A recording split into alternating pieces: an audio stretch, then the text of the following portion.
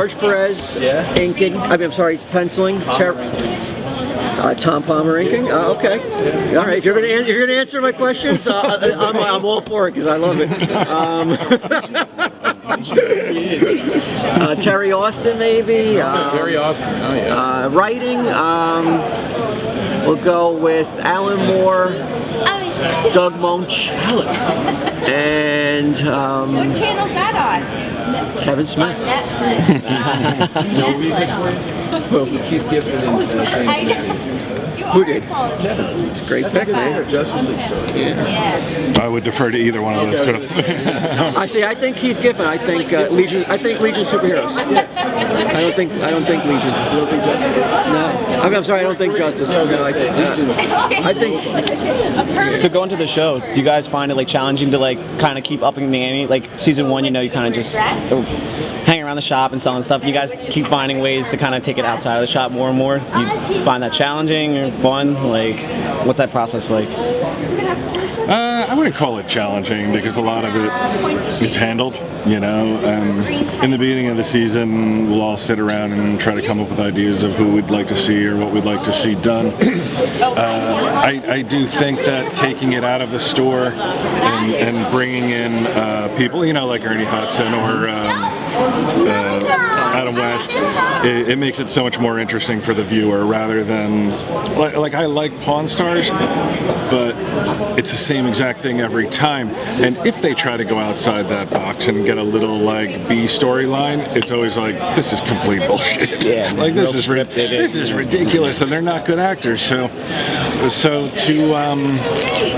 to be able to get it, I feel, out of the store and sort of get it, you know, a different surroundings that are visually more interesting after seeing so many episodes in the stash, I think that's a good thing. Yeah. Is there one thing you guys remember from your childhood that you haven't had come to the show, or that you're waiting for somebody to bring in? There's probably. Remember Color Forms had a line of space figures, men from outer space. You're talking about the peel things you put down? No, they were actually like rubber figures. They were super rare. They were super early 70s. No. Color Form, yes. Color Forms, I believe, did a line of space creatures that I do remember. I would like to see come in. Yeah. I said it first season, I'm still waiting for the Evel Knievel stunt cycle to come in. Not yet. Right, and I could definitely go on eBay and get it, but I would like to see it come in through the store. I'm sure Rob Bruce has got 30 in his trunk. Right, yeah. No doubt. You'd think with the show you'd be able to get anything coming through the store. I keep forgetting to request it. Like this year I requested stuff halfway through the season. I was like, oh, that's right, there were a couple things that I wanted. But these guys are like, Walt and Mike especially, are so much better at picking things that are comic related. Everything I pick is like pop culture related and maybe a little bit obscure. But those guys are good at picking stuff. But you also got to remember, you're picking from a pool of potential buyers who are regionally in the area. Right. So that limits, not limits, but like if you have a dream item that you want to come in, usually, you'd have to maybe look outside this little corner of the East Coast, New York, New Jersey. Have you had somebody appear from some weird area that you never, like Alaska or Thailand or something that's just out of the blue because they made on the show? On the show, or in real life. To want to be in real life, yeah. In real life, yeah. There's people come into the store from all over the world on a daily basis, and they'll bring some really strange. It's not knockoff merchandise, but it's like something that was produced only in their country, and that's pretty cool. Like a Spider-Man breath inhaler. You know, something I had never seen before for kids with asthma from the 70s. I did like seeing your excitement when like somebody somehow you guys got a hold of Mexican Batman figures a couple years back. Like all the information on the package is wrong, and like they're so excited by it. They're like, you don't see this anywhere. You know, I guess aside from Mexico. What would be the strangest thing on the show? Strangest thing. It never made it to air, but there was a guy who brought in these metal plates. Thousands of them, right? Yeah. And I guess they were Jack Kirby daily strips that he had done before getting into, or while early on, while he was first breaking into comics. They were newspaper strips, and they were on. So in the 40s? They were tiles. They were metal tiles of the negative image of what the printing plates, and you couldn't tell it was Jack Kirby art though. It looked like. No, I mean, no, even when you print it, because he did print some and had them on paper for us, and we did it for the show, but it just wasn't that interesting, though, and it was kind of dry, but it was interesting that was probably one of the weirdest things. It was definitely, this guy I tracked it down, he had documentation, it was he did it under a different name, though. But it was Jack. I don't remember what it was. And it was like he made a poster with like a picture of the image, and then the plate as like a decorative art piece, and then he was selling that. He had so many. But it was like the concept of like a husband and wife, like almost like a honeymooners kind of thing, where like with ironic little like. Yeah, it was like writing him too. I don't know who was writing him, but he was drawing it. Yeah, and whoever was writing him was drunk, because 90% of the time you're like, what does this mean? It made no sense. Has there ever been something that you really had a gold mine that you threw something that turned out to be really valuable? I mean, everybody thinks that we didn't know that comic. Ming's level of humility. Which was this? Was it Ming's level of humility? I don't know. I mean, between me and Mike, I don't want to toot our horns, but it's hard because I have someone bring something in and be like, I don't know what this is. I mean, yeah, I don't know. I mean, it has to be, if it's a comic book. Yeah. I don't know. I mean, and I don't know. I can't recall if anybody ever brought in a comic book that we were like stumped by, where like we had no idea where it originated or. Some comics won out there for $3 million. You see it on display. Right. Have you ever had somebody bring in? And Action Comics, no. Or anything that, super rare like that they found in the barn or something?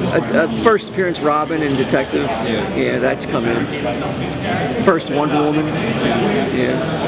Now, it's the 4th season. Any weird stuff going on like Bizarro, Crisis on Infinite Comic Book Man? You guys gonna try to mix it up this year? Cousin Oliver, a monkey, a baby. Somebody has a baby. Yeah, there's actually Somebody a has a baby in the store. Not delivers a baby in the store. The baby doesn't do an interview there, right? No. Like, Walt, snip the cord. Somebody trying to say. Hey, that could be a new attraction to have in the store. Came up with other show. Oh, that's it. You keep an EMT on the side. Yeah, there you go. Remember that show? Oh, I remember it. Now, if you guys reality versus reality shows, anybody you guys could take? Honey Boo Boo maybe? Mix it up. Oh yeah, I would think that we could take Honey Boo Boo's. Honey Boo Boo. Yeah. Her ratings are crazy though. But not in the ratings department. I thought you meant like we were to fight Honey Boo Boo. Like if I got into a fist fight with Mama June, yeah, I could probably beat her ass. I don't know. That's true. Yeah. It might take two of you. So looking at current pop culture, like right now, we constantly see a resurgence, especially now with interest in comics. Working in that industry, how does that make you feel? If I worked in the industry, I'd have an answer. I mean, it can only since we work in a retail store. Right. I mean, the fact that it's so now mainstream. Right. It's definitely better for the bottom line of comic book stores. I mean, it cannot do anything but help them to have everybody. Being exposed to superheroes and comic book concepts everywhere you look, in the movies, on TV, video games, online. I mean, if it doesn't,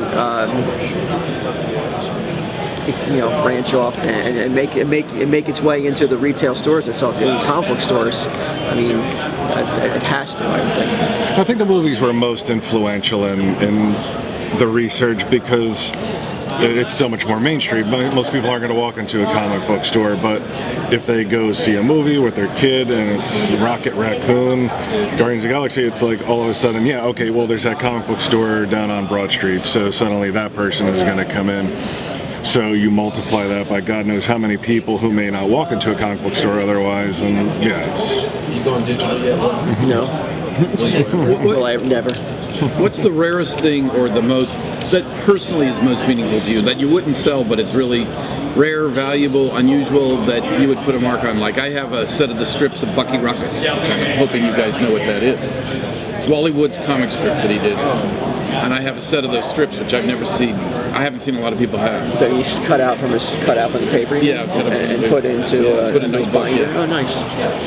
Anything that you would think that has a personal meaning, like there's some things I could tell you off the discussion here that I found. That I own? Personally? Yeah, that you own, that you would keep, you wouldn't sell, but that means so much to you in the course of that you still will hang on to. Not really. Nothing. Not really. I probably own about, I don't know how many. I mean, I have a massive comic book collection. None of them are worth anything. And, you know, I mean, other than to me. I mean, I really don't have any big key issues. I don't have any golden age stuff. I wasn't there at the birth of the silver age. But there's not. I mean, almost all of them feel like they're essential to me at this point. So I mean, I don't have no desire to sell anything that I purchased at this And there's point. not Maybe one at one point I will. Piece of memorabilia of any pop culture that. Well, I guess I could count my Snoopy plush, right? There you go. All right. My aunt bought me a Snoopy plush before I was born, so it's older than I am. Thank you so That's much, what I guys. We're wanted gonna to